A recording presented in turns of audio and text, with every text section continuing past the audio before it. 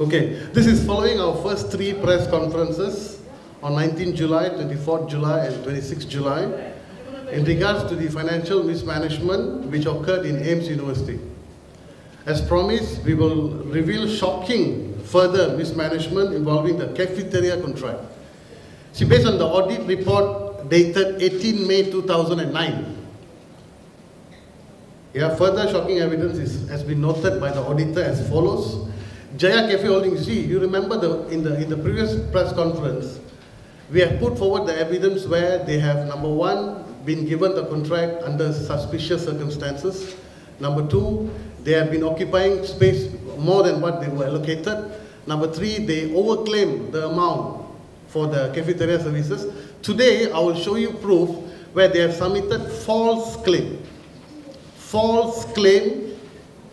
of 90,000 ringgit on the food served during AIMS University new campus launch on 17 August 2008. See, during the launch, food was actually supplied by another company, which is Eden Catering, through the event management company Scoop Events and Berhad.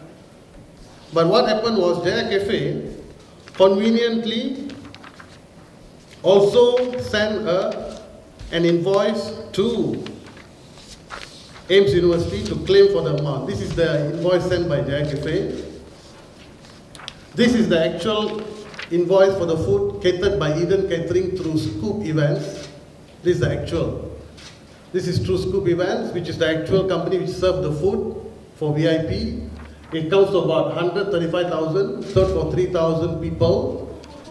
And Jaya Cafe has claimed they also served for 2,000 people on the same day for 90,000 ringgit. Okay? Now, how do I know that it was submitted as a false claim? This was noted by the auditor. This is an extract of the audit report on the 18th of May 2009. The auditor has noted as such, it appears that Jaya Cafe would have plugged the figure of 45 ringgit per pax based on the quotation from Scoop Events.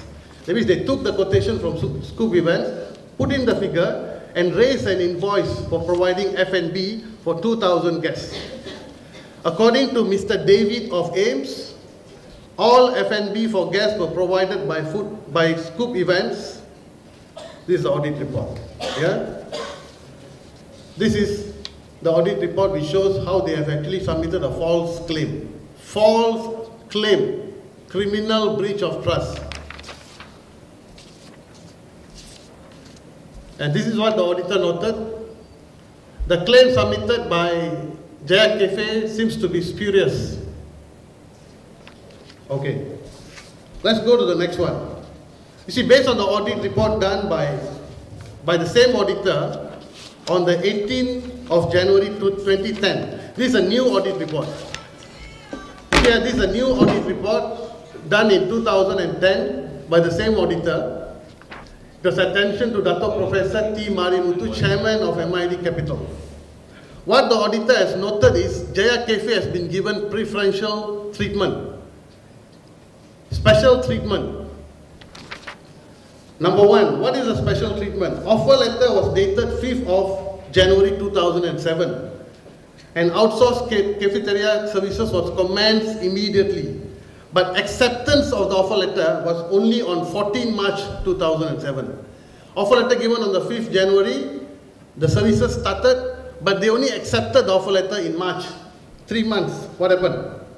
Number two, no contract was signed by both parties. This was noted by the auditor. Offer letter accepted, no contract. Number three, Jaya Cafe Holdings Berhad is paid 300 ringgit per month for supplying 3 meals a day to students. However, students will actually pay for this, they only pay 240 ringgit, which means the balance of 60 ringgit was subsidized by MID Capital. Now, why does MID Capital subsidizing the profit of Jaya Cafe? See, total subsidy by MID Capital, which goes to the coffers of Jaya Cafe Holdings Berhad, is 1.9 million for the 3 years 2007 until 2009. Now, their profit is 60%. Why do you subsidize? And this subsidy was even questioned by the then Vice Chancellor of Ames University, Professor Dr. Charles Smalls. I show you the audit report which shows that Professor Charles has actually claimed that why is it subsidies given to them? This is an extract of the audit report. You see, I have highlighted that the Vice Chancellor at that time, Professor Charles Smalls, has questioned why subsidy is being given to Jaya Cafe. Now, further, cleaning services in the area utilized by Jaya Cafe was supposed to be undertaken by Jaya Cafe, but in actual fact it was done by Sunway Cleaners, which is being paid by MID Capital, comes to about 192,000 for 2008 and 2009. That is the next one. Next one, MID Capital paid 800,000 plus for the construction of commercial kitchen equipment for Ames University. It is being utilized by Jaya Cafe free of charge. See, MID Capital pay for all the kitchen equipment. Jaya Cafe comes in and use it for free. Now, another one. Jaya Cafe holding staffs are occupying a student apartment. The number is F4C. Of course, it sounds like FOC, and they were actually utilizing the apartment free of charge, FOC, resulting in loss in rental income over 100,000 ringgit for Ames University for 3 years. Now, the auditor themselves have asked why preferential treatment is given to Jaya Cafe Holdings. You see, I've highlighted here. This is what the auditor says. It cannot be denied that privileges is being given to Jaya Cafe Holdings Sdn Bhd. Why? This is what the auditor have asked. Why?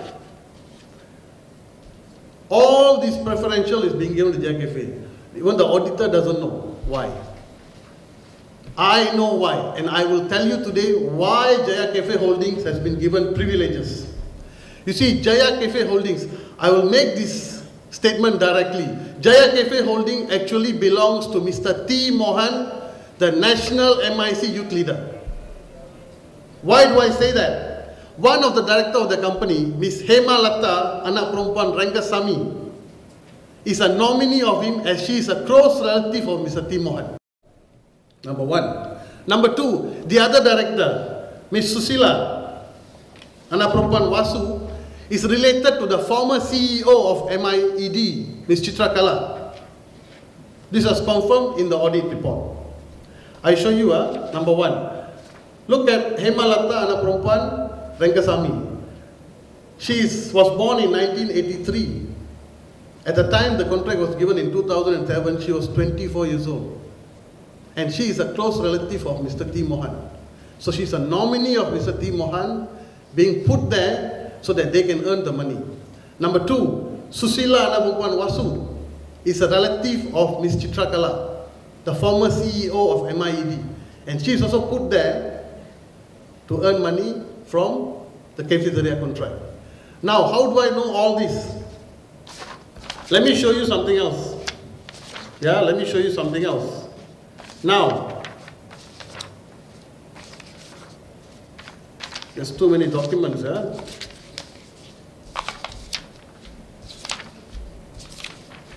Okay. Now this is the, let me get it out. So,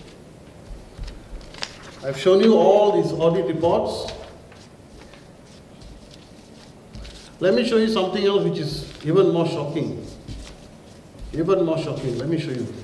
I've done a search on the company where Ms. Hema Lata, you see here, this is Hema Lata. This is an extract of the audit report. This is what the auditor says. Susila anak perempuan Wasu is the wife of Chitra Kala's husband's brother, Chitra Kala's brother-in-law. This is what the auditor has noted in the audit report. Let me show you something which is even more shocking. This is an internal email sent by Mr. Ranjit Singh, Head of Department, Student Affairs, to Mr. Krishnan Subramaniam, Estate Manager, to confirm the apartment is being used by Jaya Cafe Holding staff free of charge. Student apartment.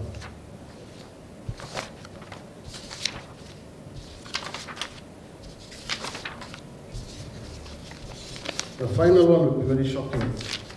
This is an extract where I have searched where these particular people are working. Hemalata, anak perempuan Rangasamy, is working in this company called Sage Software, Sindhamberhat. She's working now. And she's a director in the company because she's a nominee of T. Mohan. Susila, anak perempuan Wasu, is working in a bank. And she's a nominee of Ms. Chitra Kala. You see, Mr. Dinagaran has many other restaurants under Jaya Catering in Sindhamberhat. But none of these two directors are there in his other businesses. They are only there in Ames University. What does that tell you? What does that tell you? That tells us that they were put there as a nominee of T. Mohan, as a nominee of Chitra Kala, in order to get the contract and to benefit. And to benefit unnecessarily. How much are they benefiting? Can you imagine all these things that we have put forward? Now, this is what I will say. It is clear why privileges and preferential treatment was accorded to Jaya Cafe Holdings in Sindhamberhat, as it was a company set up by Mr. T. Mohan, Ms. Chitra Kala, and Mr. J. Dinagaran to benefit immorally from such profitable cafeteria contract.